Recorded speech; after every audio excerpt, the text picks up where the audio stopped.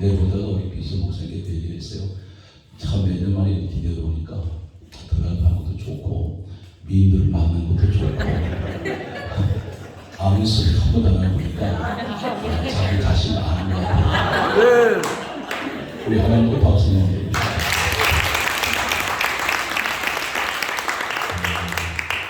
지금 현재 전 세계 227개 나라에 방송 설교하는 목사 검사밖에 없어요. 지금 유일하게 그렇게 하고 있고 영국 같은 데서 교포들이 돈을 모아서 방송을 계속 내보내고 이렇게 하는데 오늘 그렇게 묻습니다. 목사님 어떻게 하면 목회를 성공할 수 있습니까? 저는 목회자로서 또 현재 각동쪽에 칼빈대학교 종신 석좌 교수로 지금 그 교수의 전원 만나기 지어서 초대해 주어서 종신 석좌 교수가 있습니다. 제가 하는 조건이 단 한 명도 교수들이 반대는 안 한다고 그랬어요. 그런데 하나님 은혜로 그래서 부흥사로 목회자로 또 찬양 잘해요. 조금 더럽게 같아도 잘한다니까. 어리만 되면 되지만 오발과 찬양 되게 어리 받았어요. 그 50팀들하고 참 잘하십니다. 왜 입이 비축하세요? 저희 성사님 오시게만 모시겠습니다. 제가 신태에서 우리 본사에 얘기하기를 연말에는 신태에서 사업 일정 메인 홀에서 3박 4일 우리 집회를 얘기를 했어요. 날짜를 빼달라고. 아마 그렇게 될 것 같습니다. 자, 여기서 이제 저는 목회자로서 은사자. 저는 이제 하늘산 출신이에요. 10년 동안 하늘산을 불도받고 중앙사로 쭉 집회를 가다가 신학교 제가 갈 때 어떻게 하면 목사님 하나님 저는 청빈도 가면 안 되겠고 그래서 되게는 개척을 해야 될 사명이 있다 그래요. 그래서 기도하는데 저는 원래 여의도 순복음이 출신인데 장로교단을 가야 되겠다. 그래서 말씀에 잡힌 목표를 우리 순복음 여성이 강하잖아요. 여기다 장로교단에 또 말씀을 접목을 시키면 감사합니다. 저와 같은 건데 처음 생각이라도 했습니다. 신학교 1학년 때 공연을 다녔으니까 근데 지금 쭉 보면서 제가 충격을 받았던 것은 오늘 어차피 시간 제한이 없으니까 나 밤새도록 할래. 아멘. 왜 집에 안 가잖아. 아멘. 집 가니까 아버지가 누구 진짜 보네. 나 일주일 안 왔다니까. 그런데 목사님 보고 싶어 하는데 제가 1년에 많게는 150군 이상 집회를 다녔습니다. 하루에 막 3군데씩 부산에서 오전하고 또 오후에는 또 대구에서 또 서울에서 이렇게 차에서 김밥을 먹고 다니면서 이렇게 했는데 충격을 받은 적이 있어요. 제가 상계동에서 개척을 했는데 여기서 이제 우리 교회가 상가에서 막차 탔다 그래서 상계동에 들어갔는데 막차 탔다 그러는데 거기서 갔는데 간판도 볼 수 없는 곳인데 한 2년 지나니까 300명 이상이 부흥이 되더라고요. 상가교에서 그 정도면 그래도 뭐 세상 말로 밥을 먹는다 하는 얘기를 들었는데 근데 집회를 다녔는데 이제 월요일만 되면 때론 주일 저녁만 되면 보따리 사서 나갑니다. 그렇게 하고 또 토요일날 대회 들어와서 주일 예배 드리고 이렇게 나가는데 어떤 목사님이 전화가 왔어요. 집회를 해달라고. 그래서 집회 날짜 다 잡고 마지막으로 묻는 이야기가 목사님 교회 성도가 몇 명입니까? 모르겠어요. 그래서 한 300명 됩니다. 전화를 끊어버리더라고요. 상당히 순간 기분이 안 좋았습니다. 전화를 다시 했죠. 왜 그러십니까? 그랬더니 우리 교회에 1000명이 넘는데 목사님 300명 목회하시는데 1000명 목회하러 와서 뭐 하실 일이 있겠습니까? 그래요. 한국 교회가 이렇구나. 그래서 제가 그 교회를 고민하다가 300명이 선되는 교회인데 우리 부전도사 지금 목사 됐죠. 전무사원도 목사라고 목회 잘합니다. 그분을 갑자기 불렀어요. 각서를 한 장 받고 내가 부르도록 써라 그래서 무상으로 하간 교회를 다 무상으로 넘겨주고 난 2시간 거리 받고 간다. 대신에 성도 한 명도 따라오지 못하도록 하기 위해서 2시간 거리 받고 가는 것이 수지라는 것인데 수지 맞았습니다. 거기 가서. 아멘. 그런데 제가 청동 3억 가지고 나왔는데 책만 몇 권 가지고 우리 집사람 난리가 났어요. 왜 그렇게 하냐. 그런데 여기 가는데 한국가 여기까지 갔다. 그러니까 가자. 그래서 한강 이남으로 넘어왔는데 우리 딸아이가 연년생인데 그때 고등학생들이었습니다. 내가 현금 3억밖에 없으니 수도권 어느 곳이든지 어차피 지하밖에 없다. 상가를 얻든지 얻어야 되니까 너희들이 한가 보고 나는 그때 목회를 거의 안 하려고 그랬어요. 근데 목사기 때문에 이건 차마 목회 안 하겠습니다. 말을 못하고 탈진 상태였습니다. 그런데 아이들이 수지라는 곳에 나면 아버지도 없는데 거기다 계약을 했다 그래요. 그 어떤 것이 지하에서 지하로 내려가는 것인데 거기서 세운 서점이 이상도고요 안수사 출신입니다.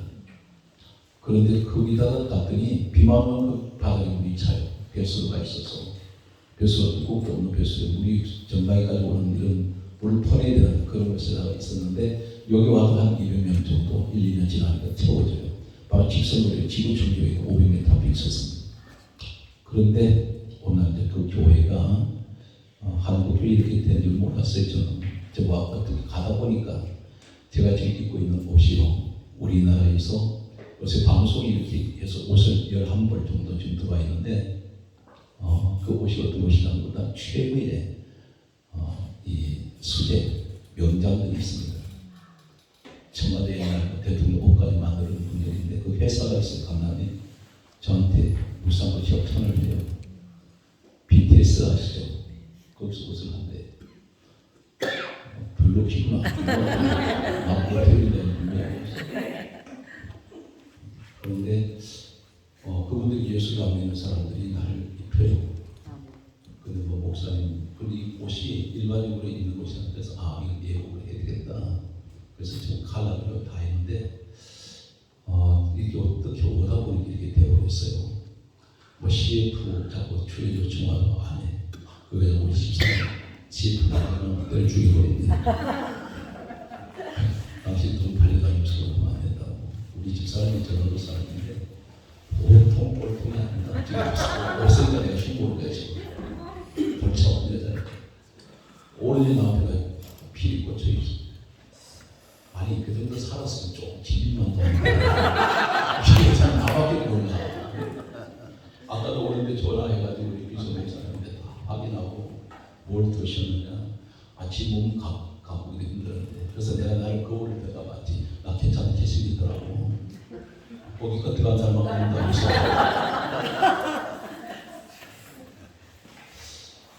오늘 목회를 제가 이제 3년씩을 다니거든요. 쉽죠. 방송 20년이니까 오늘 제가 목사님들한테 꼭 드리고 싶은 얘기 있습니다. 이 어려울 때, 절망일 때가 기회예요. 이때 피해야 돼요. 아멘. 그리고 일반 나는 목회자야, 불미사가 아니야. 그런 게 어디 있습니까?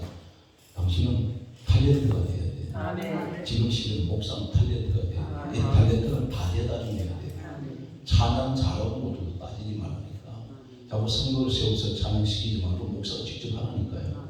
그리고 안수도 해. 그럼 무조건 하면 책임지게 돼 있어. 하다 보니까 프로가 되더라고요. 초보도 아마추어 프로 됩니까? 안 해. 아이가 직접 뜁니까? 걷지도 못해. 기어다녀. 목표가 그렇게 기다 보니까 걷게 되더라고요. 걷다 보니까 뛰게 돼. 그렇게 온다고 그 대신에 테크닉으로 목회하면 안 돼. 그래서 예화 목사 목회하지 말고 간증 목회하지 말고 은사 목회 구분 없습니다. 은사 목회하다 보면 나중에 반드시 한계가 와요. 가장 중요한 것은 말씀 목회입니다. 말씀 목회. 이제 우리 전 세계에 원고 없이 성경 말씀만 가지고 성경 66권을 다 전할 수 있는 목회자는 없습니다. 그런데 하나님이 어떤 건 항상 외국에서 와서 목사님 저를 꼭 찾아와서 얘기해요. 아니 목사님 앞에 모니터가 몇 대가 있습니까? 앞에 확인을 또 하러 와요. 근데 모니터가 없어요. 그리고 어떻게 목사님 그렇게 하세요? 방송은 얼마나 위험합니까? 그거 조금만 토시한만 들려도 잡아야 되거든요. 그리고 학자들이 책상머리에 앉아서 원하는 답이죠. 그런데 하나님 은혜로 지금까지 20년 동안 잘 지켜주셔서 여기까지 왔는데 내가 나된 것은 하나도 없어요. 처음 그분의 은혜. 지금까지 보니까 지금 우리나라에 지금 그러니까 작년 6월부터 오늘 현재 3월이죠. 9개월 동안에 놀라운 놀라운 일이 일어나는데 이 어려운 시기에 교회 운영하기 어려운 시기에 하나님께서 저에게 외국의 선교사들 실패를 알게 하셔서요. 10년이 넘었는데도 교회를 못 지어가지고 땅을 마련했는데 교회가 지금 건축을 못하니까 한국에 와서 교단, 큰 교회 다니지만 도와주는 한 분도 없어요. 이 얘기를 들으면서 이것이 기회가 돼가지고 교회에서 교회를 외국에 18개 나라 현재 55개 대학교하고 교회를 현대식 건물로 우리가 지어서 무상으로 전국 성교사한테 헌납하고 있습니다. 그런데 현재 55개예요. 올해만 12개를 더 지으려고 그러는데 매달 한 개씩 지금 시작됐는데 현재 완공된 교회가 20개, 교회는 이미 완전히 다 헌납되고 그래서 대신에 우리 교회 이름도 못 쓰게 해요. 왜냐하면 대개가 외국의 교회를 지원하면 센터로 만들어버리면 간섭을 하게 돼요. 선교사들이 힘들어요. 그래서 아예 교단 상관없이 예수 그리스도로 빚값을 세우는 교회라는 그냥 주는 거예요. 그러니까 어떤 사람들이 바보 같은 짓 하네. 몇십억씩 들여서 왜 그렇게 하냐. 그분이 남아 도냐. 그런데 우리가 가장 보람 있는 것은 교회 세우는 거예요. 교회 하나 세우려면 수많은 사람이 모이도록. 그래서 성교사가 풀로 엮어는 우막 같은 데 들어 누워가지고 석진이 있으면 피부에 이 병이 들어와가지고 생활을 못해요. 비만 오면 흙탕물이 되고요. 근데 여기다 현대식 건물을 세워놓으니까 사람들이 꾸역꾸역 다 몰려드는 거예요. 그래서 지금 현재 그렇게 하고 있는데 목사님들은 나를 자신을 보게 되면 안 된다, 불가능하다. 하나님을 보면요. 안 되는 일이 없어. 풍요도 갈라버리잖아요. 죽은 자도 살리시고 이 목회의 이 비전을 가지시기 바랍니다. 제가 지금부터 소개하는 내용은 한 번도 제가 말씀을 전한 적이 없어요. 성경을 주의 종이라는 말은 하나님의 종을 얘기하는데 화이트 보드판이 조그만하니까 그래서 조그맣게 쓰는 거예요. 우리 안 보이면 할 수 없지. 이사야 34장 16절 디모데 후서 3장 16절 잠언 30장 4절을 잠깐 소개합니다. 전 성경은 이사야 34장 16절에는 너는 여호와의 책을 읽어보라. 여기서 제가 불러보려 좀 한 때가 아니고 냉정하게 진지하게 말씀으로 형식을 나누겠습니다. 불받을 때 따로 있고 오늘 말씀 듣다가 불 떨어질 줄 있습니다. 이사야 34장 16절 이렇게 말씀합니다. 너는 여호와의 책을 자세히 읽어보라. 그렇게 말씀하면서 이는 여호와의 일이 이를 명령하셨고 그의 영이 이것들을 모으셨습니다. 하나님께서 말씀을 명령을 하셔서 기록은 사람이었습니다. 성경 66권은 몇 년? 약 1600년 걸렸는데 구약은 1100년, 신약은 약 100년 걸렸습니다. 몇 명이 기록했느냐면 각 시대별로 33명에서 35명을 이야기하고 있습니다. 왜 그렇게 얘기하냐면 학자들 사이에서 다수의 차이가 있습니다. 그래서 어쨌든 중요한 것은 전 성경은 하나님의 감동을 기록해 있습니다. 그래서 우리가 하나님 감동을 받은 사람은 반드시 하나님 말씀만 전하게 되어 있습니다. 그래서 성경은 또 신약에 와서 디모데후서 3장 16절은 다음과 같이 말씀합니다. 모든 성경은 하나님의 감동을 기록해 되었다. 모든 성경. 그러면 성경은 어떻게 보면 해석이 되냐? 성령 감동 받은 사람이 봐야 돼요.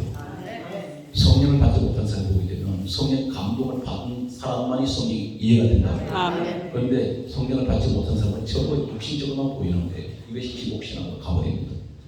돈 많이 벌어. 성경에 돈 많이 벌어 하는 곳이 있어요. 중요한 것은 잠언 30장 오늘 여기 4절 이하에 30장 4절에서 6절까지 내용을 보게 되면 너는 말씀에 거하지 말라. 그것을 거하는 자가 너를 책망하겠고 너는 거짓말하는 자가 될 것 같은 굉장히 무서운 얘기예요. 말씀에 거하지 말라. 그러면 여기 거짓말이 뭐냐고 오래 보면 사기꾼이라. 사기치지 말라. 그러면 여기 교회가 어느 곳이냐? 에베소서 1장 23절에 주님 몸된 교회 안에 들어와가지고 세상 소리 들어놓고 앉으면 이것이 사람 비유를 맞추는 설교가 되거든요. 우리 누구 비유를 맞추냐? 하나님 비유를 맞춰야 돼요. 내가 바울 고백 같은 데서 하나님 앞에 내가 하나님 편에 설 것이냐, 사람 편에 설 것이냐, 사람 귀를 즐겁게 할 것이냐, 하나님을 기쁘시게 할 것이냐. 성경을 모르면 그냥 읽기만 해도 읽어도 그게 은혜야. 성경 역사는 거고. 그러니까 저 사람 듣든 안 듣든 그냥 나는 성경대로 전해야 돼. 제 설교 속에는 부족하지만 하나님 그렇게 주셨어요. 그래서 성경 66권을 그날 갑자기 제게 강하게 많은데 그때부터 이게 어떻게 성경을 전할 수 있어. 오늘 약 한 79절 한 주제가 쭉 갈 겁니다. 그런데 하나님 살아계신가 안 계신가? 왜 목회하면서 전망하는지 아세요? 순간 전망은 들어오는데 나는 더 이상 안 될 것 같아. 나는 여자니까, 나는 남자니까. 성별, 나이, 많이 배우든 못 배우든 상관없어요. 하나님이 쓰시면 마음 막 땡기고 잡으면서 집중해야 됩니다. 중요한 것은 내가 어떤 마인드가 중요해요. 내가 세상적인 목표를 하느냐, 하나님 편에 서서 목표하느냐. 요한복음 4장 23절에 하나님 영이 있어요. 성경은 계속 강조합니다. 예수님 말씀하시기를 요한복음 4장 23절에 하나님 영이신데 6장 63절에 하는 말씀이 영이에요. 근데 영적인 말씀은 전부 하는 말씀 다 영이라고. 왜냐면 성령님이 영이시잖아요. 성령의 감동을 기록했잖아요. 하나님 영이시잖아요. 하나님 영이시면 하나님의 생각이 여기 있는데 나는 지금 세상 소리만 안 받는다. 그러니까 이것이 코드가 안 맞는 거예요. 그러니까 우리 교회 성도는 한 사람 제가 설교 때는 딴데 눈길을 못 돌려요. 여기는 저는 눈을 다 맞추고 싶어 있으니까. 그래서 거기도 못 숙여. 눈도 세워, 얼굴도 세워. 거기 다리 꼬고 있지 마세요. 여기는 다 보니까.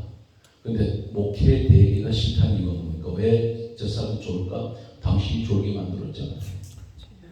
왜 그런지 아세요? 원고만 들어가 보니까 사람은 저봅니다. 우리가 일반적으로 사람 대화할 때 누가 눈을 보고 대화하죠. 근데 나는 저 사람 눈을 보고 대화하지. 이 사람은 딴 데다 시선 보고 있으면 완전히 이 코드가 그 사람이 대화가 안 돼. 대화가. 우리가 설교할 때 그렇다니까. 원고만 들어가 보고 있으면 성경을 자꾸 보고 있는 게 서울대 학자가 연구했는데요. 이 1일 드라마를 보면 25분 정도밖에 안 됩니다. 근데 그 화면이 많이 고정이 안 돼 있어. 계속 움직여요. 눈의 피곤이 15초만으로 피곤이 와버립니다. 그러면 눈이 졸리는 거예요. 이것이 뭐냐면 설교할 때 졸게 만들고 있지 않단 말이에요. 긴장감을 줘라니까. 목사님이 지금 보고 있어. 그러면 못 줍니다. 그러니까 깜빡한 사이에 내가 설교가 지나가고 그래야 돼. 그러니까 설교는 30분 넘어가면 실패합니다. 설교 길게 하면 절대 은혜 안 해. 옛날하고 달라.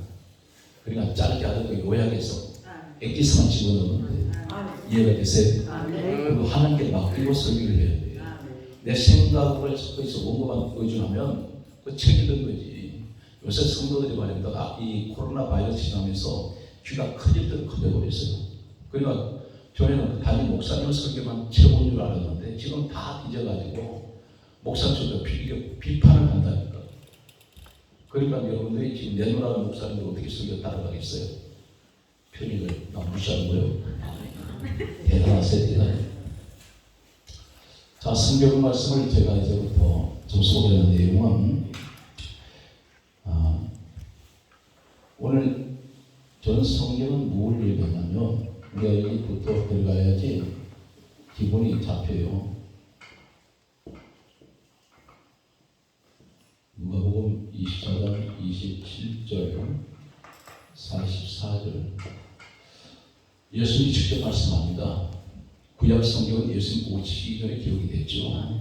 그런데 신약은 당연히 예수님이 받은 이야기인데 요한복음 5장 39절에 예수님이 그랬어요. 이 성경은 내게 대하여 증언하는 것이다. 예수님 이야기죠. 그러니까 딴 얘기해요. 성경 그 구절이 예수님밖에 없어요. 이 성경은 내게 대하여 증언하는 것이다. 그리고 요한복음 5장 44절에 이게 내용은 어떤 27절까지 잠깐 소개합니다. 여기 요한복음 5장 46절 내용을 보면 모세가 기록한 책이 창세기, 출애굽기, 레위기, 민수기, 신명기 5권의 책입니다. 근데 이 책을 가르쳐 신학적으로 모세 오경, 모세율법이라고 불러요. 그런데 예수님 말씀하시기를 모세는 내게 대하여 기록했다. 전부 예수님 이야기죠. 그런데 여기서 우리가 예배를 드릴 때 다른 얘기 집어넣으면 안 돼요. 양념을 집어넣는 거야. 그런데 하나님 그걸 기뻐 안 해요. 왜 너 내 집에 들어와서 내 얘기 안 하고 딴 얘기 쓸데없는 소리 하냐? 예언하는 부분이 아닙니다. 신앙생활에 도움을 줄 수 있어. 가정도 그래요. 가장 중요한 것은 말씀을 드려요. 자, 그러면 과연 이 성경이 예수 그리스도로 채워져 있는가? 오늘 제가 주제를 분명히 모르겠는데 오늘 세미나입니까? 집회입니까? 아니면 예배예요? 경기수? 네, 집회예요? 세미나예요? 아니, 종합센터? 자, 주목하겠습니다. 골로새서 1장. 왜 제가 책판에 이렇게 화이트보드판에 이렇게 글씨 쓰냐면 여기 끝까지 가야 끝날 거니까 시계 들다 보지 마세요. 시계 들어가면 매지가이 얼굴 확 떠오를 테니까. 골로새서 1장 16절에 이렇게 기록하고 있습니다. 예수 그리스도가 만물을 창조하셨다 되어 있어요. 그리고 만물은 그를 위하여 창조됐다. 우리가 지원받은 것은 예수 그리스도를 위하여. 따라하시겠습니다. 그리스도를 위하여. 그분이 누구시냐면 빌립보서 2장 6절에 예수님이 근본 하나님 본체예요. 예수님 가르쳐 본체라고 했어요. 본체. 하나님 본체. 자, 오늘 여기서 그럼 하나님 본체 되신 예수님께서 전 성경은 이 성경은 내게 대하여 증언하는 것이다. 그리고 누가복음 24장 27절에도 44절에도 모세율법과 선지자의 글과 시편에 나를 가리켜 기록된 모든 것 이렇게 말씀해요. 모든 것이. 그러니까 쥐어짜 않은 성경은 예수밖에 없어요. 과연 그럴까? 제가 이제 지금 박사 과정에 있는 칼빈대학교 목사님들을 제가 지금 가르치고 있는데 강의를 특강을 하고 있는데요. 불가피하게 원어를 제가 이제 연구를 하게 되고 가르치는데 여기서 이제 중요한 것은 골로새서 1장 18절에 보면 근본이신 그리스도라고 나옵니다. 근본. 제가 지금 뭐 성경을 지금 가르치는 시간이 아니에요. 근본이신 그리스도. 이 그리스도 근본 이 말이 헬라에는 아르케예요. 아르케. 그러니까 그러면 아르케라는 헬라가 뭘까? 요한복음 1장 1절에 보면 태초에 말씀이 계시니라 그렇습니다. 이 태초가 아르케예요. 예수가 태초라는 말이에요. 그런데 이것을 창세기 1장 1절에 가면은 태초에 하나님께서 천지를 창조하시는 되어 있죠. 이거 바꾸지면 안 돼요. 어떤 분은 태초에 천지를 하나님이 창조하시니라 그 말 같아요. 아닙니다. 창조 앞에 계셔야 돼요. 만물은 피조물이에요. 이해가 되시나요? 그래서 여기서 지금 한 가지 더 얘기합니다. 여러분들이 성탄절만 되면 아직도 작년에 내가 방송을 보면서 이거 참 한국교회 이거 고쳐야 되는데 뭐가 고쳐야 되냐면 예수님께서 마구간에 오셨다 그래요. 말구유. 성경에 말구유가 어디 있어요? 마구간이 어디냐고. 그 당시 여관 하나밖에 없습니다. 베들레헴에. 그냥 구유예요.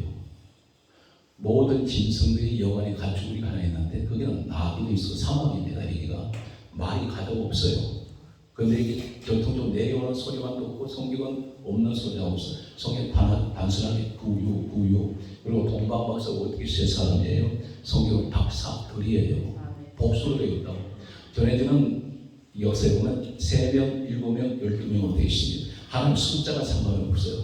중요한 것은 그들이 예수를 만나러 왔다는 사실에 주목하고 있습니다. 그리고 우리가 쓸데없는 소리 하면 안 돼요.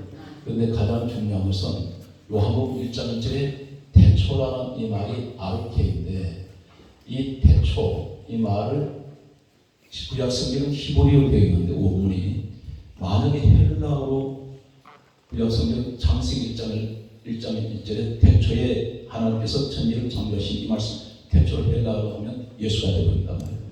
그러면 성경 마지막 책이 계시록 22장, 계시록 22장 20절에서 21절의 끝이 뭐냐면 아멘 주 예수로 오시옵소서. 주 예수 그때 은혜가 너희에게 있었지. 예수로 시작해서 해서 끝나버려요. 그래서 성경은 강조하기를 계시록 22장 13절에 나는 알파와 오메가요 처음과 마지막이요 시작과 마침이 되리라 이렇게 말씀하셨어요. 그러니까 우리 예수님의 성경의 시작도 예수로 시작했어. 예수로 끝나버려요. 여기 무슨 이단이 나와요. 여기서 어떻게 정명석이가 나오고 뭐 애기 동산. 애기 동산. 애기 동산 네. 나중에 나갈 때 없어. 자, 여기에서 오늘 조금 충격적인 내용을 소개할게요. 하나님께서 저건 예수 이야기인데 전부 내 얘기다 할 때 천지 창조 시작 이후에 예수님 오시기 전 1500년 전, 그리고 1000년 전, 700년 전, 500년 전에 성경에 한 각 시대별로 500년 단위, 300년 단위, 200년 단위로 오늘 소개되는 모세 시대를 통하여 그 다음에 또 누가 있냐면 다윗, 그 다음에 이사야, 스가랴 사람을 통해서 십자가 사건을 예언하고 계세요. 이것은 실체와 예언 사건을 제가 대조할게요. 원고를 들다 봐도 그거 못 정합니다. 근데 이것이 하나님 주신 은혜예요. 제가 굉장히 머리가 좋은 사람이 아니에요. 이쪽은 대화를 안 해. 우리 감각이 없대. 숨을 안 쉰다. 오늘 제가 그런데 성령님이 저 항상 어떻게 기도하는 거예요. 하나님 성령이 나안 도와주신 하나님 말씀 못 전합니다. 이 담수정에다가 세상을 묵살하고 있을 수 있거든요. 그리고 괜히 조금 올라가니까 얼마나 걸리려고 하는 사람은 아닌지 몰라. 별별 터리 다 오르고 근데 하나님 안 잡히게 하시더라고요. 할렐루야. 아까 송한철 목사님 그래요. 뒷판이 좀 작다 그러더니 치우고 또 쓰면 되지 뭐. 이 사람은 아주 태는 도 같아가지고 치우면 되지 뭐. 오늘 내가 몇 번 지울 필요는 없고 그냥 글씨 작게 쓰면 되겠죠. 자, 이제 BC 잘 들으세요. 오늘 목회 안 된다고 얘기하지 말라니까. 됩니다. 위기가 기회예요. 되더라고. 제가 말씀드렸잖아요. 우리나라 한국 교회 140년, 140년 선교 역사에 9개월 만에 55개 외국의 18개 나라에 교회 건물, 현대식 건물 지어가지고 몇십억씩을 지어서 우상을 준 적 없어요. 전 세계에 9개월 만에 지은 적 없다. 하나님 하시니까 되더라고요. 여러분 됩니다. 성도가 안 모이는 게 아니에요. 지금 모여. 이런 거예요. 무진장 모여. 그러니까 왜 안 되는 쪽만 자꾸 보고 있단 말이에요. 여러분들이 아멘을 절대 안 하면 이 매직을 입에다 집어넣는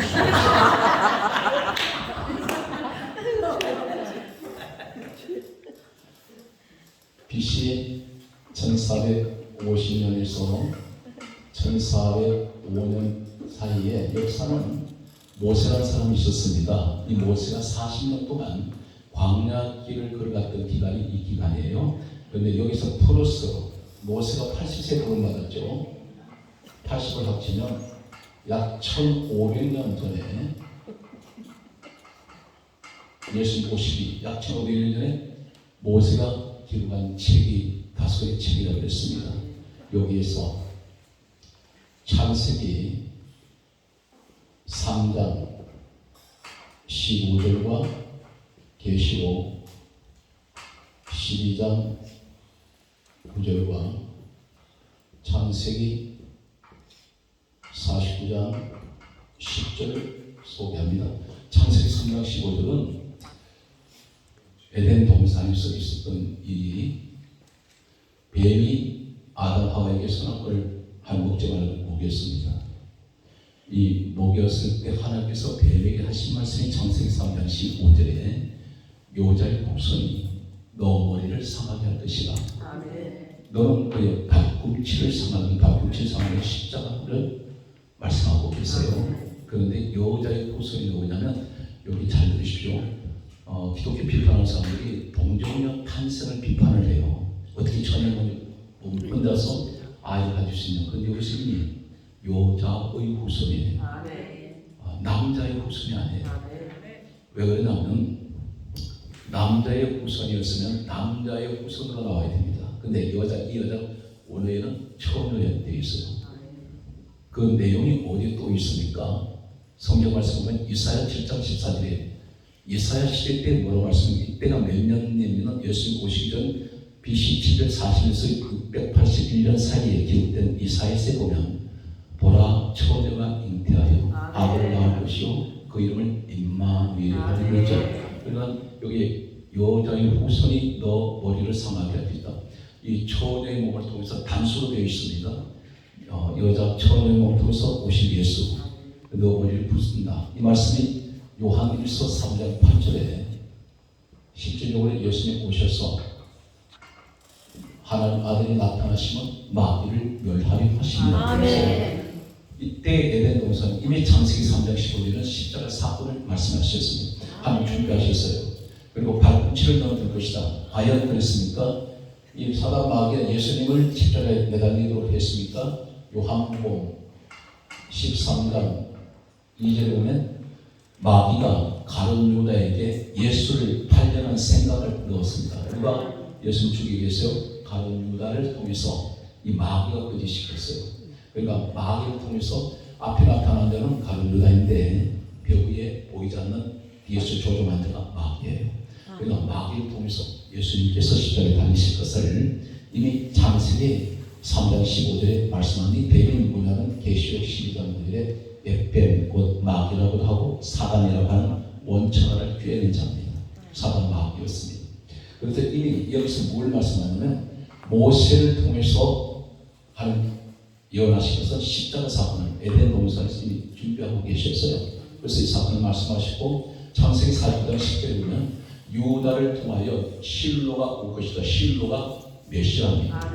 그러니까 유다의 혈통을 통해서 오신 그 혈통이 다윗이에요. 그래서 성경 강단일 마태복음 1장 1절에 보면 아브라함과 다윗의 자손 예수 그리스도의 세계라고 되어 있어요. 그 다윗 자손이 다윗이 유다 혈통.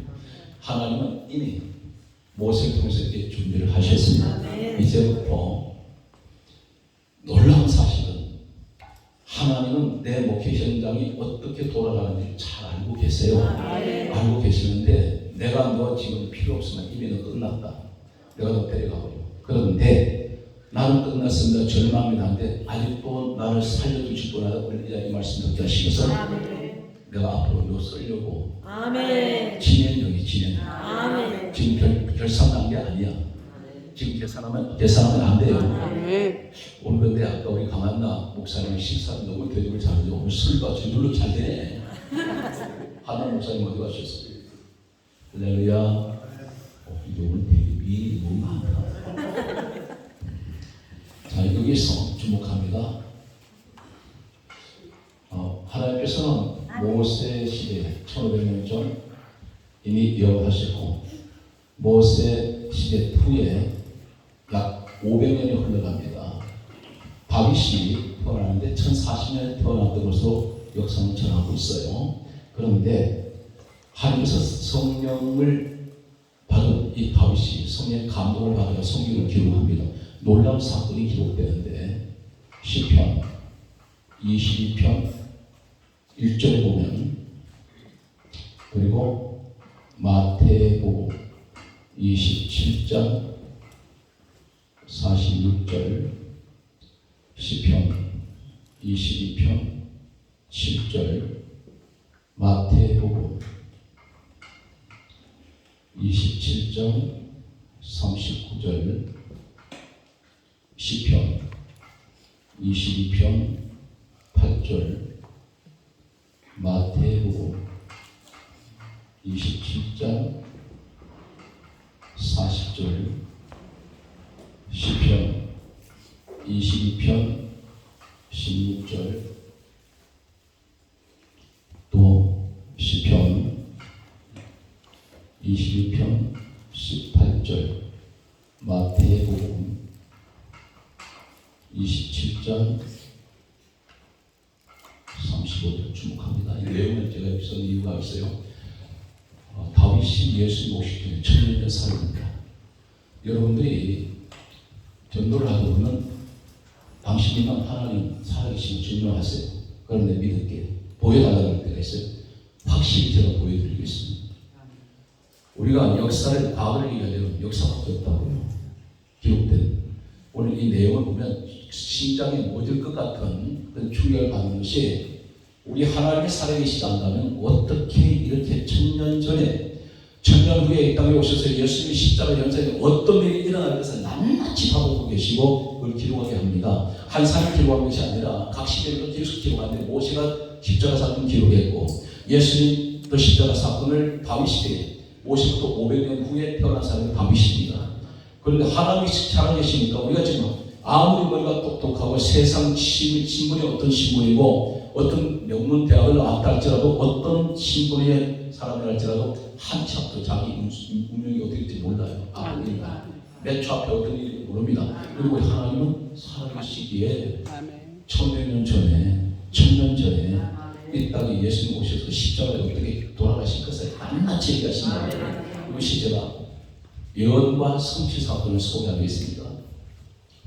시편 22편 1절에 보면 다윗이 기록한 내용 가운데 나의 하나님 어찌하여 나를 버리셨나이까.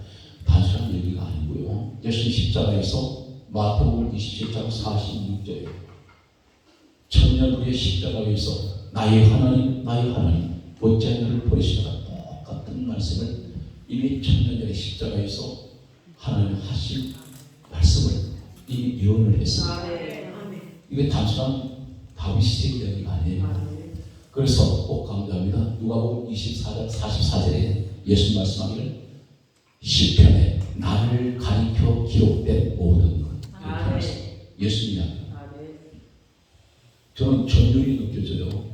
그래서 저는 예수님을 위해서 죽으라면 이 자리에서 당장 죽을 수 있어요. 여기는 확신이 있어요. 계속합니다. 시편 22편 7절에 보면 놀라운 사실은 이 다윗이 기록한 시편 27절에 예수님이 천년 후에 십자가에 달려 있을 때 사람들이 조롱하고 희롱하고 놀리면서 머리를 흔들어요. 그런데 그 내용이 천년 전에 이미 하나님 보고 계셨어요. 그래서 시편 20편 7절에 머리를 흔드나이다. 그런데 천년 후에 마태복음 27장 39절에 예수님 조롱하고 지나가면 서성거리는 십자가 주변에 서성거리는 사람들이 머리를 흔들어요. 그런데 그대로 하나도 그냥 기록이 되어요. 무슨 말을 하십니까? 지나가는 역사터 같은 인생이 머리부터 하나님까지도 하나님 보고 계셨어요. 천년 후에 일어날 일. 이것이 조작이 되었으니까 기록한 사람이 달라요. 이사야 그 다윗이 기록한 사람은 마태복음을 기록한 사람하고 만나본 적이 없어. 몇 년 거리, 천년 거리가 있어요. 그런데 이 기록된 문서는 한 번 기록하면 더 이상 누가 조작을 못해요. 지금 이스라엘 국립박물관에 보관되어 있습니다. 이 고대 문서가. 그런데 예언과 성취 사건, 이것이 진짜 십자가의 예언과 성취. 시편 22편 8절 말씀을 보면 예수님께서 십자가에 달려 계실 때에 사람들이 조롱하면서 야 네가 하나님 아들을 내려와봐. 이 말을 시편 22편 8절에 천년 전에 이미 하나님은 십자가 현장에서 그런 짓을 할 사람을 한번 보고 계셨어요. 뭐냐면 지가 여호와를 의탁하니 구원하실 걸, 네가 하나님 깃발이 가는데 하늘에 너 건지실 걸. 뭐 무슨 말이냐면 너 하나님께서 너 살려주실 거야. 내려봐. 이 말이 마태복음 27장 40절에 네가 하나님의 아들이거든 자신을 구원하고 십자가에 내려와봐. 똑같은 말씀이 기록됩니다. 조롱하는 소리. 시편 22편 16절에 나가세요. 내 수족을 찔렀다. 손과 발이 찢으실 거예요. 천년전에 이미 하나님은 알고 계시고 아멘. 기도하게 하시고 아멘. 머리짓 하는 앞에 하는 걸 어떻게 하는 걸 자세히 알고 계실 거예요. 살아계시기 때문에. 아멘.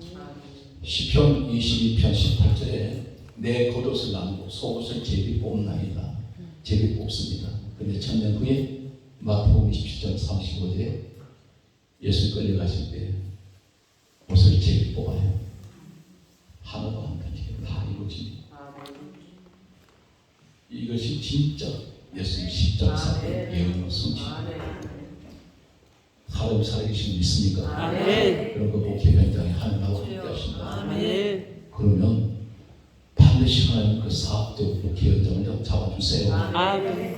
제가 성도 하나도 없어가지고 처음 시작할 때 화강교회 이름만 지어놓고 6개월 동안 집사람을 거기서 안방에서 예배를 했다.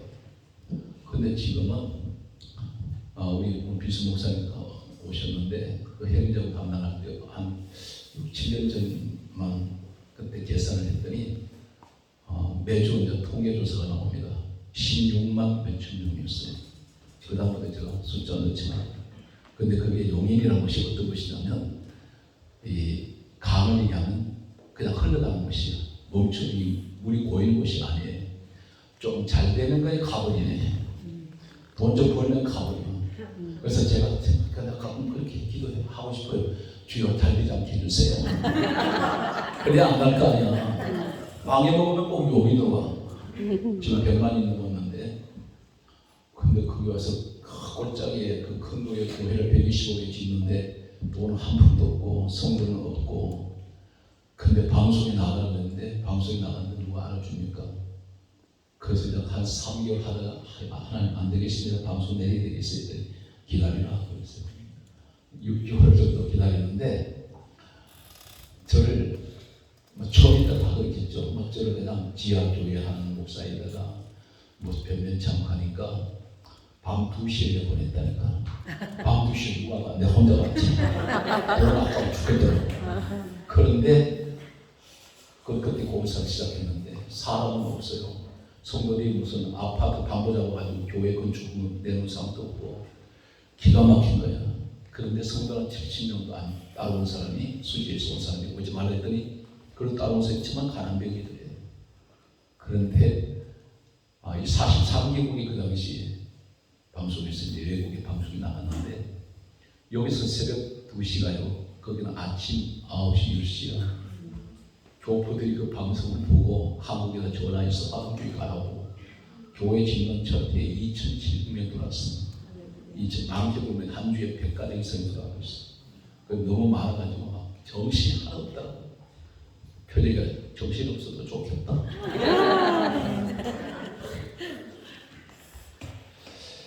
자, 여기에서 성경을 시편 34편 20절, 요한복음 19장 33절 36절. 이걸 한 번 더 지워야 되겠는데 표정이 그래. 아이고 뭘 그렇게 복잡하게 써나 그냥 한마디 하고 가지. 뭘까? 우리 성도 목사님들 교회 살려야 될 거 아니에요. 아멘. 테크닉 그거 안 돼요. 무식하게 가라고. 거기서 말씀을 붙들어라. 그리고 하나님 부으세요.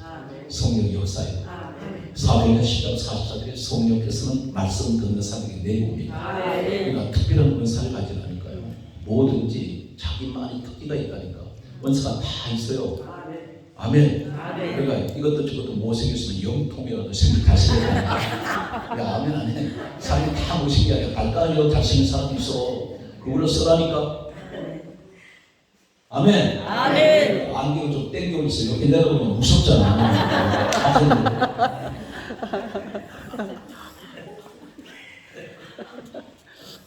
시편 34편 20절에 보면 뼈가 하나도 꺾이지 아니하였도다. 당시에 십자가 처형을 받은 로마 법에는 십자가 처형받은 사람은 다리를 꺾습니다. 근데 하나님 꺾지 못하게 했어요. 예수님 뼈를 못 꺾었어요.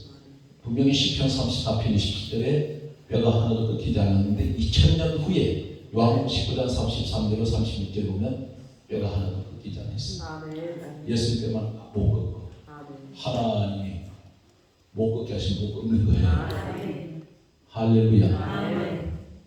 성경 말씀을 계속해서 보면 시편 38편 어떤 분은 다 보고 그러더라고요. 목사님 머릿속에 좀 들어가보고 싶대.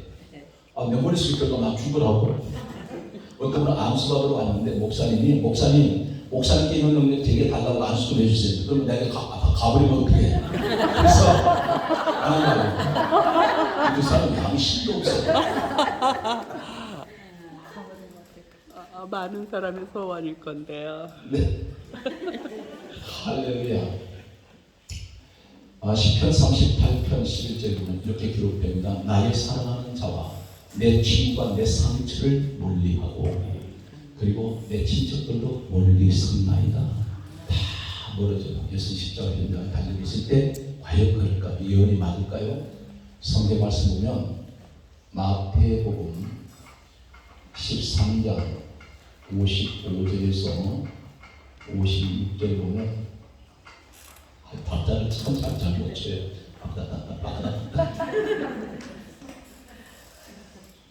마태복음 13장 55절 56절 보면 마리아가 예수님을 성령으로 잉태하고 출산 후에 아들 4명이 태어났어요. 천주교에서 이 성경을 쓰면서도 마리아가 자식이 없었다고 되어 있는데 성경 그대로 기록됩니다.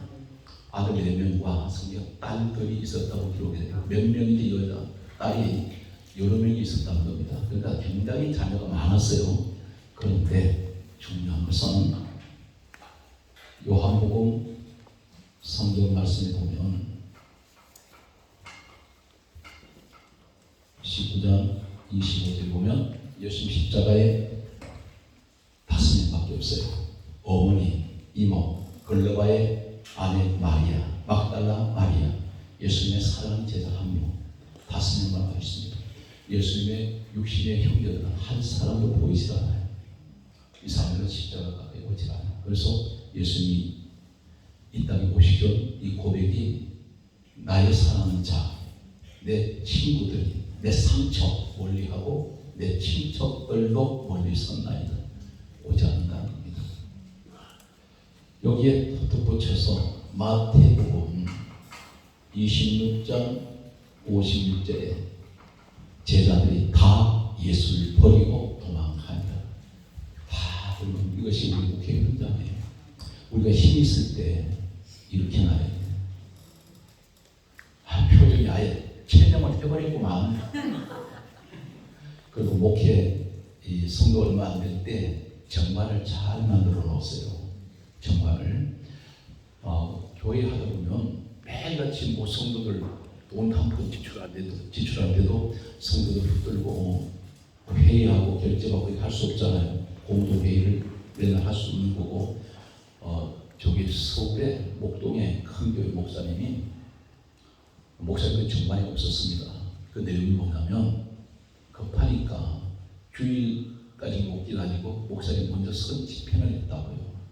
먼저 결제를 했어요. 급하니까. 근데 이게 공업행정으로 걸렸어요. 그게 법에 우리나라 세상법은 그게 공업행정이 돼요. 왜 그냥 담임 목사가 돈 지출권이 없다는 거예요. 그래서 그것을 제가 공공미션 하다가 교회 법 박사가 있습니다. 유일하게 우리나라에 한 사람. 그 이분 불러가지고 만들었는데 정말 회칙을 만들고 뭘 만드시던 담임 목사가 선 지출 후 그 다음에 차후 결제를 필요한다든가 이런 내용을 넣어놓으셔야 돼요. 제가 지금 말씀드려서 그게 필요해서 여기 한 거예요. 까딱하면 그런 거 가지고 반드시 들림 잡힐 수가 있어. 나 이분들은 뭘 얘기했지? 아니 코드가 안 맞네. 코드가 안 맞네. 진짜. 안 해주시면 이걸로 딱 그어버릴 거예요. 이것도 왜 깜깜해졌냐? 자, 여기서 성경 말씀은 시편 41편 이제 우리가 생각할 때 가룟 유다가 이 사람이 무슨 뭐 잘못해가지고 갑자기 이렇게 예수를 팔았다고 생각하잖아요. 한 1000년 전에 이 가룟유다라는 자가 예수를 팔 것을 이미 알고 계셨어요. 그래서 그분은 처음에 하나님이시고 다 아세요. 우리 하나님은 어떻게 기억합니까? 시편 41편 9절에 이렇게 말씀합니다. 나의 신뢰하던 내 떡을 나눠 먹던 자가 내 가까운 친구가 나를 대적하여 발꿈치를 들었도다. 십자가에 달리게 했다는 겁니다. 누가? 내 떡 먹던 자, 그리고 내 친구라고 해요. 이 사람이 누구일까요? 성경은 정확하게 우리가 얘기해야 됩니다. 마태복음 26장 50절, 그리고 요한복음 13장 26절에 가룟유다예요. 마태복음 26장 50절에 예수를 잡아왔던 사람들 가운데 가룟유다를 보시고 친구여 너 할 일을 속히 하라 그러세요. 가룟유다를 가리킵니다. 그리고 요한복음 13장 26절에는 떡을 나눠주신 사람이 가룟유다였어요. 유일하게. 그러니까 내 떡을 먹던 나의 가까운 친구, 이 사람이 동계를 맡았잖아요.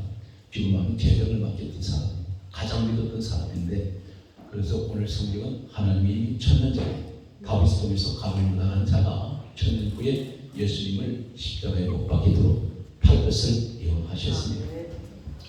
이해가 되십니까? 아멘.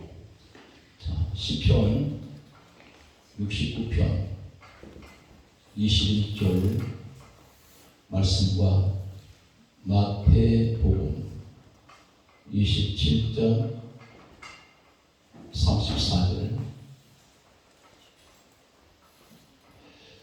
예수 십자가에 달리고 있을 때 썰기를 탄 신포도주를 로마 군민이 예수님께 주었습니다. 이 말씀이 그대로 기록이 돼요. 시편 60편 21절에 썰기를 탄 포도주를 줄 것이라고 했습니다. 그런데 마태복음 27장 성경 말씀에 보게 되는 34절에 썰기를 탄 포도주를 예수님께 주었어요. 여기서 한 가지도 틀리지 않고 일절이 틀림없이 정확하게 1000년 전에 예언된 사건, 1000년이 그대로 이루어져요. 우리 하나님 살아계세요. 아멘. 그런 목표 위에 염려하세요. 아멘. 중요한 내가 목표를 하는 게 아니더라고요. 아멘. 우리 아버지가 하셔. 아멘. 그런 기도를 그렇게 처절한 기도를 하시라고요. 아멘. 아버지, 제가 이 목표 제가 한 게 아니잖아요. 아멘. 아버지, 제 형편 아시잖아요. 아멘. 아버지, 돈이 부족합니다. 사람 좀 보내주세요. 아멘. 하나님께서 몰아주시죠. 아멘. 저희 교회는 꼴짝입니다. 대중교통이 없어 지금도. 그런데도 하나님 몰아주시죠. 아멘. 그러니까 내가 나 자신을 발견을 해야 돼. 뭘 발견? 내가 은사가 도대체 뭔가. 그러니까 각자 은사들을 다양하게 쓰시거든. 아멘. 졸리시죠?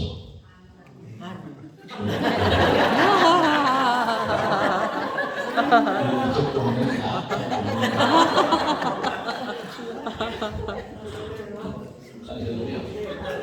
나 이제 반도 안 했는데. 너무 안 됩니다. 목사님 아까 말씀하셨잖아요.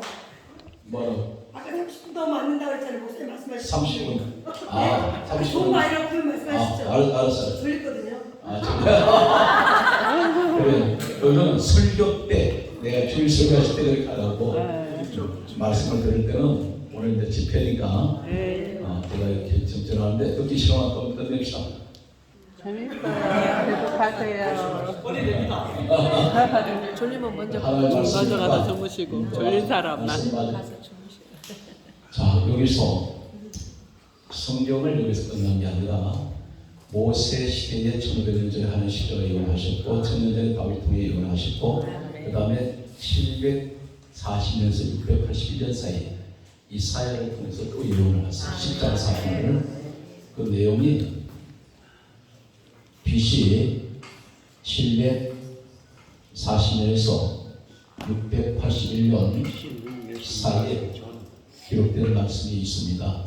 그 내용 가운데 이사야 53장 5절과 7절 9절 말씀이면 이사야 53장 5절 우리가 잘 알죠. 그가 찔림은 우리 허물을 나며 그가 상함을 죄악을 인하여 그러한 징계를 받으므로 우리가 평안을 누리고 채찍의 낮음으로 나아가는 것들 그렇잖아요. 아멘. 제가 지금 여러분들이 밤새도록 들어도 시술도 못 듣습니다. 이 설교가 아니고 아멘. 성경 있는 걸 전하는 거예요. 아멘. 우리가 하나님 앞에 회개해야 돼요. 아멘. 설교 진짜 성경적인 설교를 했냐? 네가 네 마음대로 만들지 말고 성경대로 전하란 말이야. 근데 왜 자꾸 내가 만들으라 그래요? 오늘 여기에서 7절 말씀 뭐라 그래요? 신문을 빌라도 앞에 신문 받을 때 아무 말씀도 하지 한마디도 대답하지 아니하신다고 예언되어 있어요. 그런데 이 내용이 성경에 보면 마태복음 27장 14절에 한마디도 대답하지 아니하시더라. 하나님은 어쩌면 이렇게 정확하게 계속해서 왜 이렇게 여러 사람한테 예언하시는지 아세요? 한 사람이 조작할 수가 있습니다. 만들어낼 수 있는데 이거는 만들 수가 없어. 모세 시대 1500년, 다윗 시대 1000년, 500년 거리가 있잖아요. 또 다윗서부터 이사야까지는 300년 거리가 있어. 740년에서 681년이니까 700년으로 보면 300년 전에, 그러니까 계속해서 몇백 년 단위로 계속 말씀합니다. 여기서 그 말씀을 보게 되면 9절 말씀을 보게 되면 성경 말씀은 부자의 묘지에 안치가 될 것이라 있습니다. 그런데 마태복음 27장 57절에 아리마의 부자 묘지에 안치겠습니다. 정확하게 이것이 성도들한테 저는 헌금을 내지 마십시오 그래요. 교회 헌금을 내라고 얼마나 강요합니까? 안 냅니다. 내면 시험 들어요. 그렇게 하면 안 돼. 내지 마세요. 원하지 않으면 내지 말고 단 한 가지, 하나님이 살아계시면 믿는다면 성경대로 하십시오 그래요. 그래서 우리 교회가 55개 교회를 짓는 가운데 37개 교회는 단독으로 지었어요. 지금 교회가 80개, 거의 90개 가까이 돈이 다 들어왔습니다. 그러니까 헌금을 하나하나 해가지고 하면은 내는 사람도 시험 들어요. 그리고 소문이 나쁘게 나버려요. 그런데 그렇게 안 해도 성도들한테 성경적으로만 믿게 하면 알아서 합니다. 그리고 잘렸어요. 윤리 도덕 얘기요. 그에게 목사님 솔직히 얘기해서 착하게 사세요. 진실하게 사세요. 그거 그렇게 안 해도 하나님 살아계신 거 확신만 시키면 착하게 삽니다. 진실할 수 없어요. 하나님 두렵잖아. 그러니까 그런 이야기를 하면 안 되고 성경에 예수만 전하시라. 자, 성경 말씀을 여기 보게 되면 이렇게 하고 그 다음에 다시 BC 성경 말씀은 520년에서 518년 사이 스가랴가 있습니다. 이 스가랴 말씀을 보면 스가랴서 9장 9절에 나귀 새끼를 타실 것이라 있거든요. 그런데 마태복음 21장 7절에 나귀 새끼를 타세요. 여기서 한 가지라도 틀린 것을 얘기해 보세요. 하나님 어떻게 이렇게 정확하게 다 읽어내십니까? 그러면 여러분 우연히 내가 목사 됐던 두 가지 목사는 두 형태가 있어요. 하나님이 부르신 목회자가 있고 내가 하고 싶은 한 목회가 있어요. 어떤 형이든 자원을 했던 선택을 받았던 중요한 것은 내가 본분을 어떻게 하고 있느냐. 한 가지 묻습니다. 너 최선 다했느냐? 물으시면 뭐라고 하겠어요? 그리고 우리가 목회는 하늘 앞에 사는 것이지 사람 앞에 사는 거예요. 제 개인적인데 우리 교회 장로들이요. 제 방송에는 뒷걸음질 쳐서 나갑니다. 나 그렇게 만든 적 없어요. 그렇게 나가요. 덕을 보이지 않아. 내가 제일 싫어하는 게 덕을 보이는 것도 아주 싫어하거든. 배신하는 거. 그런데 이 사람들 한 번은 장로가 뒷걸음질하다 뒤로 넘어져 버렸어요. 걸려가지고 노인네. 그리고 교회에서는 장로가 돈 안 받습니다. 장로 세울 때. 그 돈 목사 가지고 하는 거 아니잖아요. 워낙 급하니까 세워놓고 나중에 평생 꼴찌 아파. 장로들 돈 안 내고 농사 짓는 분들 학금도 안 받고 어떤 데서 10만 원 내고 장로 받았습니다. 이분들 죽도록 충성해요. 죽도록 충성. 돈 좀 내고 또 국회의원 세우고 이런 사람 장로 세우고 박사들 장로 세우려더니 골치 아파요. 장로는 목사 도구라고 세우는 거예요. 무슨 명예직을 세운 게 아니잖아요. 그래서 저희 교회 장로 3명밖에 없어요. 장로 많이 안 세워요. 그러니까 장로들에게 하늘 별따기. 그 대신에 한 가지 제가 요새 외국 교회 많이 세우다 보니까 감사한 것은 우리 화강교회와 상관없지만 외국의 교회를 세워라. 여기는 성도도 하는데 장로들 사람이 교회 안 세우면 돈이 안 되잖아요. 하늘 앞에 드려야지. 그러니까 이것이 목사님 교회가 돈 들어야지 왜 바꿔서 내 돈입니까? 그 원리가요. 퍼주니까 돈을 퍼주니까. 지금 저희 성산 수양관은 현재 300억이 넘어요. 그 제가 개인적으로 하나님께서 이렇게 주셨던 것인데 교회가 헌납해 버렸습니다. 저는 지금까지 우리 교회 한 6군데 돼요. 국내에서는 이제 죽전에 물론 어려운 개척의 목사님 그냥 무상을 주고 있고 세계교회 국내에서는 세계교회를 무상으로 주고 그런데 제가 제 자신을 자랑하는 건 아닙니다. 저는 카드가 없어요. 사례를 400만 원 받아요. 더 이상 없어요. 그런데 그래도 평안해요. 그러니까 제가 강단에서 말하는 게 법이에요. 그러니까 목사님이 300을 갖다 바치고 부동산 다 갖다 바치고 그리고 400만 원 받으니까 대신에 매주 장로들하고 재정 회장들 6명이 결제를 합니다. 감사를 해요. 해서 올라오면 제가 마지막 사인해 줬거든요. 그러니까 완전히 오픈시켜버렸죠. 중요한 것은 목사 돈이라는 건 뭐냐면 내가 우선 부족하지 돈이 돼야 돼. 가장 예민한 게 돈이에요. 목사 돈 많이 가져가. 그런 소리 들으면 절대 교회 부으면 안 됩니다. 중요한 것은 목사님이 다 내놓았구나. 카드 없다 그러니까 사람들 안 믿어요. 그래서 나는 뭐 나가도 옷도 해주는데 뭐 할렐루야.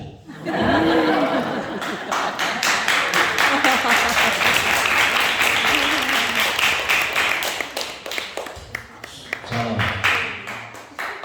이제 하나님께 영광을 돌려야 할 때요.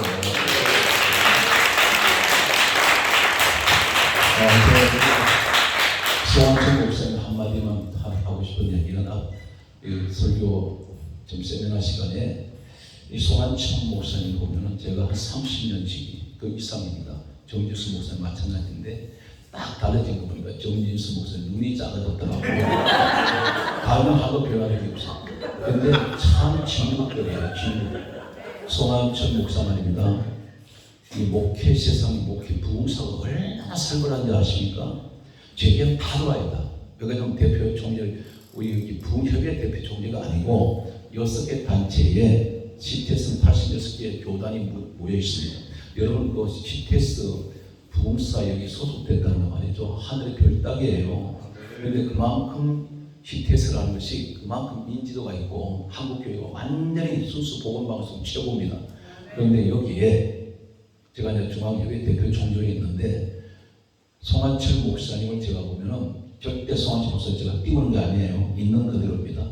30여 년 전에 지금이나 저 사람 변한 게 없어. 그리고 석현들이 없어요. 왜냐하면 별별 목사님이 다 들고 그런데 방송은 다 접수됩니다. 근데 목사님 보면 뒷말이 없어. 그건 진짜 부흥사의 일을 잘하셨다는 거예요. 하나님께서 막을 거 막아주시고 또 그만큼 깨끗하게 하셨으니까 돈 얘기도 없고요. 여자 얘기도 없고 뭐 별 얘기도 없더라고. 배 좀 나온 것 같기는 없어요. 내가 약간 저 사람은 뭐 얼마나 부흥이 됐는지 내가 보니까 만삭 직전이에요. 또 생명이 나올 것 같아. 정진수는 지금 만삭이 지난 거리 있어요. 내가 보나마나 배가 부르트는 것 같아. 그런데 참 우리 목사님 아주 귀한 분이에요. 그래서 내가 제안하기를 연수원도 해라. 연수원도 하고 사모 또 그런 협의도 만들고 해라. 이놈 목사 있을 때는 무조건 밀어줄게. 밀어준다는 게 뭐 우리나라 기자들 다 방송 우리 전부 다 하나님 그렇게 해주시니까 우리 송하진 목사님 세우시는 줄 믿습니다. 그만한 인물이 되는 거예요. 그동안 지켜보셨잖아요. 그러니까 거기에 뭐가 하는 걸 때 인정받으니까 회장 자리에 세우지. 할렐루야. 오늘 여러분들이 같이 움직이시면 지금은 여자 목사 시대입니다. 왜 그러냐면 남자 목사들이 그 역할 못하니까 그 나머지를 목사님들이 하시는 거예요. 별로 자신이 없네. 자, 제가 언제 또 만나뵐지 모르겠어요. 결론이 뭐냐면 성경 말씀은 우리에게 강조합니다. 오늘 말씀 들으시고 한마디라도 그냥 귀에 들으시면 고맙겠습니다.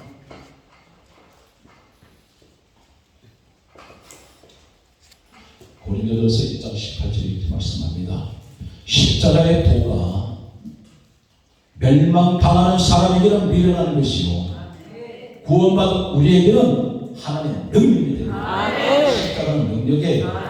왜 십자가 능력이냐면 마태복음 십자가를 마태복음 1장 21절과 요한 1서 3장 8절에 우리 예수는 십자가에 두 가지 일을 하셨어요. 이름을 예수라 하기는 자기 백성을 죄에서 구원할 자. 다시는 십자가는 우리에게 죄인된 우리에게 구원의 십자가고 사람 마귀에게는 요한일서 3장 8절에 하나님 아들이 나타나시면 마귀를 멸하신다 했습니다. 마귀에게는 심판이 십자가예요. 그 십자가를 통해서 구원과 심판 동시에 이루고 있어요. 그래서 예수 십자가에 죽으실 때 마지막 운명하시고 내가 다 이루었다. 이 사실이 있습니까? 그래서 성경 말씀은 이렇게 강조합니다. 요한복음 6장 64절에 따라서 예수 피는 영생의 피. 로마서 5장 9절에 예수의 피로 말미암아 하나님께서 우리를 의롭다고 그랬어요. 죄인된 내가 하나님 보실 때 의로운 자예요. 우리 예수 피로 나는 영생의 복을 받았습니다. 영원한 생명의 복. 나는 예수의 피로 말미암아 하나님께서 너는 의로운 자야. 그래서 로마서 8장 1절에 우리는 종교할 적 없어요. 저주는 끝장나고 있습니다. 여러분 예수 안에서 확실한 믿음 가는 살아간다면 저주는 없습니다. 우리는 종교할 적 없다고요. 성경 말씀은 에베소서 1장 성경에 강조합니다. 1장 7절에 예수의 피로 우리는 죄사함 받았습니다. 죄사함은 죄가 완전히 지워져 버렸어요. 백제 상태로 돌아가 버렸다. 낙서는 잠깐해온 종이에 지우기라 다 지워버릴 것이고 죄가 전부 사라져버렸습니다. 그리고 예수 피로 성경 말씀은 에베소서 2장 13절의 말씀 보게 되면 요한복음 1장 12절 말씀과 함께 요한복음 에베소서 2장 13절에 예수의 피로 하나님과 우리가 가까워졌다고 했어요. 어느 정도 가까워졌느냐 요한복음 1장 12절에 용접한 자 곧 그 이름을 믿는 자들에게 하나님의 자녀들은 권세가 왔어요. 자녀가 돼. 그래서 무엇이 믿고 관사 다 받아들고 믿어버렸습니다. 이제는 너와 별게 없어. 예수께서 이 십자가에 죽으시면서 벽을 끊어버리셨어요. 오늘 성경 말씀 골로새서 1장 20절 말씀에 예수의 십자가 피로 우리를 화평하게 만드셨어요. 하나님과 항상 화평하게. 이것이 예수 피의 축복이라는 거예요. 오늘 여러분 우리가 목사님들이 예수 피를 소개하고 십자가를 자랑해야 돼요. 오늘 성경 말씀을 계속해서 보면 우리가 그 무엇을 말씀하고 있습니까? 히브리서 9장 12절에 예수께서 십자가에 죽으심으로 더 이상은 죄에서 죽을 희생제물이 없어요. 예수를 마감시킵니다. 그래서 히브리서 9장 12절에 말씀하시길 영원한 속죄를 이뤘단 말이에요. 영원히 예수 피로 완전히 이제는 영원히 우리 죄가 다 속죄되었습니다. 성경 말씀은 그러므로 우리에게 뭘 말씀입니까? 히브리서 9장 22절에 모든 물건의 피로서 정결하게 되나니 피 흘림이 없어져 죄 사함이 없습니다. 예수 피가 아니면 모든 죄가 사해질 수가 없어요. 왜 그렇습니까? 성경 말씀은 고린도 후서 5장 14절과 21절 말씀을 보게 되면 예수님은 우리 죄를 대신하여 죽으셨고 21절에 하신 말씀이 우리 예수는 죄를 알지도 못하신 분이었습니다. 이 땅의 모든 자는 다 죄인이에요. 죄인이 죄인을 구원할 수가 없습니다. 마치 물이 흐르는데 밑에 웅덩이 같은 곳에 썩은 물이 악취가 나는 물이 잔뜩 고여 있습니다. 그런데 위에서 아무리 물을 더러운 물을 쏟아내 보내도 그 물은 역시 더러워져. 그런데 위에서 생수가 쏟아내려오면 밑에 어떤 악취가 나는 물도 다 씻겨내가 버립니다. 바로 우리 예수님께는 그런 피예요. 우리 모든 건 다 씻어내셨어요. 사실 있습니까? 또 찍어주세요. 오늘 성경 말씀은 요한 1서 1장 7절에 예수의 피가 우리를 모든 죄에서 깨끗하게 하실 수 있어요. 모든 죄. 그래서 여러분은 죄 때문에 눌릴 이유가 없다고 합니다. 아직도 죄 때문에 그러면 저주가 아직도 떠나지 않았다면 당신 아직 예수 안 믿는 사람이에요. 그리고 예수님 다시 죽으셔야 돼요. 예수 그리스도 피로 우리를 모든 죄에서 깨끗하게 하셨다는 그래서 그를 믿으세요. 로마서 10장 17절 뭐라 말씀합니까? 믿음은 덜음을 성하며 덜음은 그것을 말씀을 말미암는다. 제가 집회를 갔을 때 귀신 들린 사람이 뒤에다 기도하는 거 보니까 셔사서 묶어놨어요.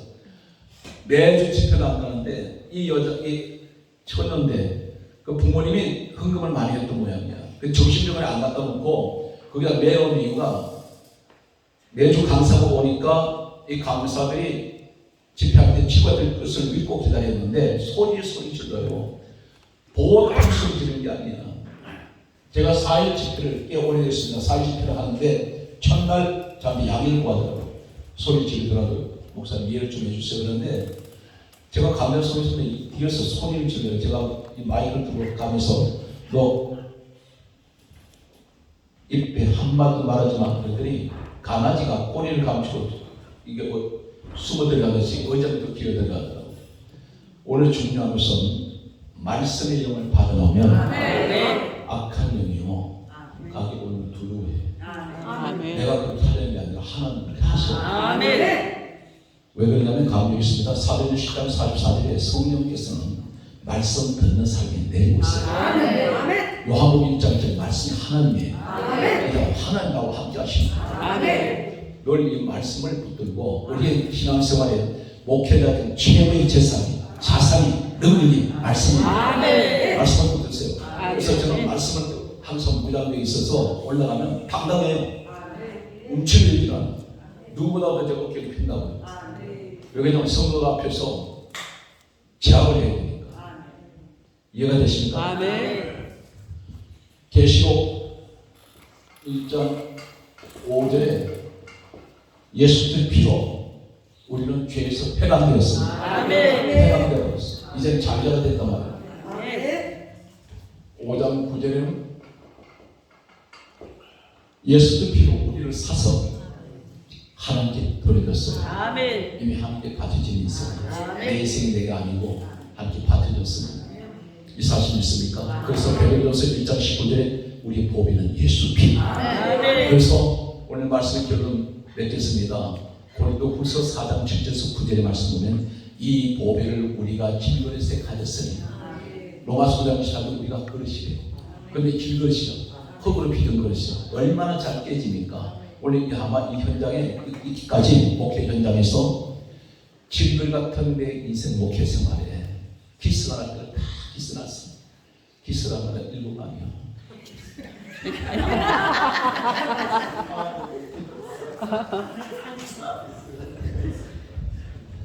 이 질거리 같은 내 인생 목회 생활하다 보니까 흠미심이 빠지고 이빨도 빠지고 이게 그냥 개 밥벌이 같아. 그런데 이리 차이고 저리 차이고 그런데 중요한 것은 고린도서 4장 7절에서 뭐랍니까? 이 보배 되시는 예수를 내 질거리에서 가졌으나 네 가지를 말씀해요. 내가 사방으로 목회가 우려삼을 당해도 쌓이지 아니하고 답답한 일을 당해도 낙심하지 아니하고 할렐루야. 박해받아도 버림받지 아니하고 거꾸로 뜨리만 당해도 사고나는 밀쳐도 나는 망하지 않습니다. 여러분의 시험에서 시간 이전에 믿음의 주요 온전하게 하시는 예수를 바랍니다. 아멘. 두 손을 높이 드립니다. 두 손을 높이 드시고 예수를 상상하며 아버지 말씀의 영이 내게 임하여 주시옵소서. 예수를 더 찬양합니다. 십자가를 붙들게 하여 주시옵소서. 우리 주의 상상하며 기도합니다.